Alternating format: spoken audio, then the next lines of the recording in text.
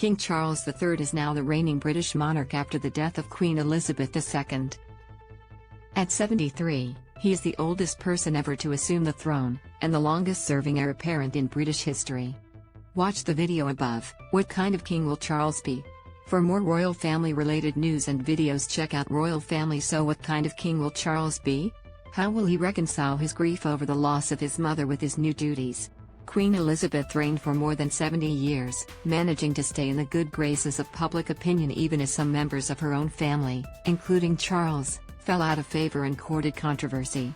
One of Charles' tasks will be to ensure that the monarchy remains secure, and is still seen to be relevant, in the public imagination.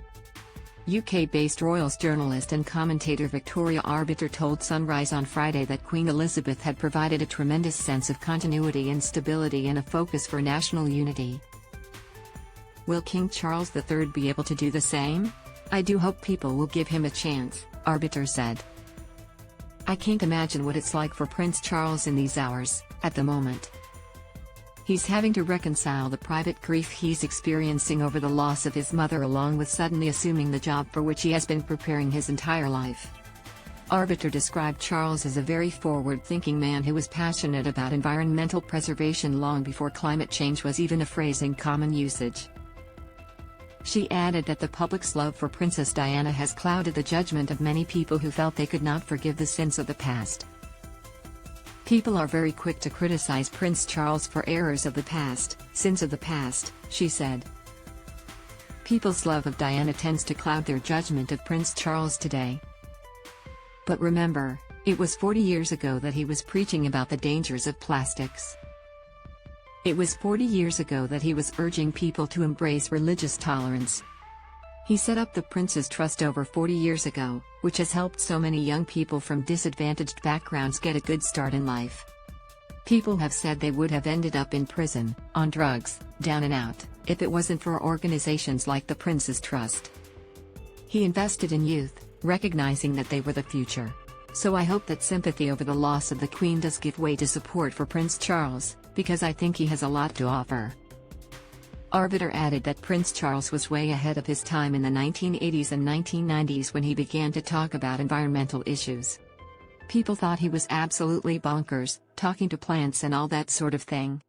So let's see what he's going to bring next. Apart from his environmental interests, Charles is also passionate about subjects that generally tend to resonate well with the general public now. They include support for the UK's National Health System, NHS, ensuring children have access to healthy school lunches, and support for the UK's struggling farming industry. Just being king cannot stop Charles being passionate about what he believes in, a royal insider told the Mirror. He is, by nature, a lobbyist.